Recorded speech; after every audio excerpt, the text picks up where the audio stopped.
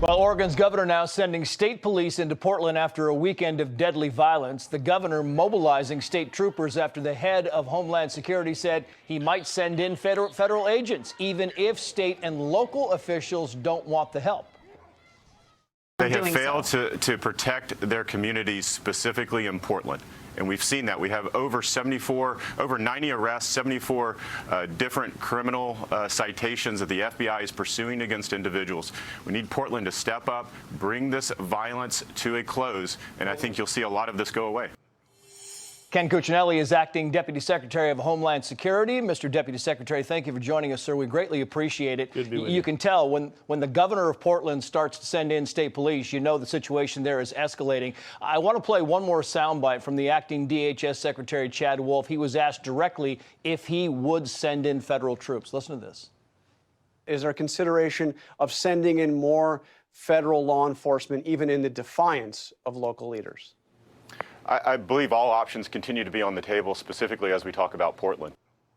Big difference, Deputy Secretary, when something is on the table and troops are on the move. How concerned are you, or how confident are you this is going to happen or it's not going to happen? Well, first, these are officers we're talking about, not troops, so there's a major difference there. But as you've seen, we have had a heavy presence in Portland out of necessity. Because many of the targets of the attacks for a period of time were federal facilities. And as the Secretary said, it is very much on the table to expand those numbers again. We still have an augmented group of officers there, including investigators participating, HSI investigators alongside FBI investigators now. They have added some as well. So there's a lot of activity in Portland, but it hasn't stopped the violence. You've seen the formula for stopping the violence in Kenosha, and unfortunately, Governor Brown and Mayor Wheeler refuse to utilize that simple formula. And the president has been pushing them to do that. We stand ready, absolutely ready, just like we were with Kenosha, to move on a moment's notice to finally bring an end to 3 months of violence. It is not complicated, but it does take the political will and the commitment to do it.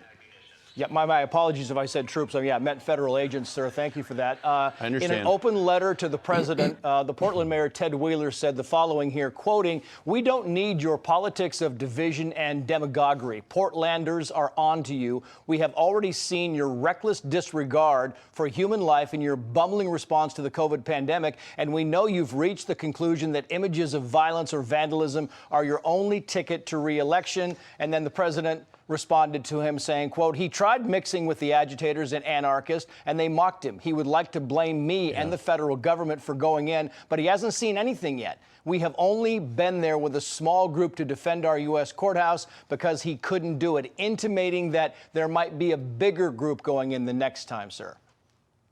Yeah, no, absolutely. And the president has made it clear that he wants those options maintained available. And look, we're dealing with a mayor who hates President Trump more than he loves the people in Portland. And he doesn't care about peace if he thinks he can score cheap political points on the president while he's up for re-election. And the president just wants peace. That's all we did in Kenosha, is advance what was needed to achieve peace there. And that was done. There was some reluctance on Governor Evers' part at first, but when the violence continued to escalate, he took the president up on his offer. You've got over 200 DOJ participants. You've got some from DHS. You've got 2,000 National Guard. It works if they would take the president's formula in Oregon. But the reason they won't is simply because the president wants them to do it. That's the only reason they're doing this. And it's terrible, it's pathetic, and it's horrible leadership. You mentioned Wisconsin Governor Tony Evers there, and we should note that the governor has asked the president to stay away, and the president has just tweeted a short time ago that he's going to Kenosha tomorrow. Yeah. If federal officers do go back in to Portland, sir, will the strategy be different or very much the same? No, I would, we went in under certain circumstances, and when we say went in, augmented beyond just the Federal Protective Service. We're always in Portland, but we still have an augmented number of officers there. And we'll deal with the circumstances at the time. They aren't the same as the end of June, beginning of July, so I don't want to say it'll look the same as early July again if we undertake that. It could be very different, particularly now with heavy DOJ participation. Yeah, things have certainly changed. Acting DHS Deputy Secretary Ken Cuccinelli, thank you, sir. Good to be with you.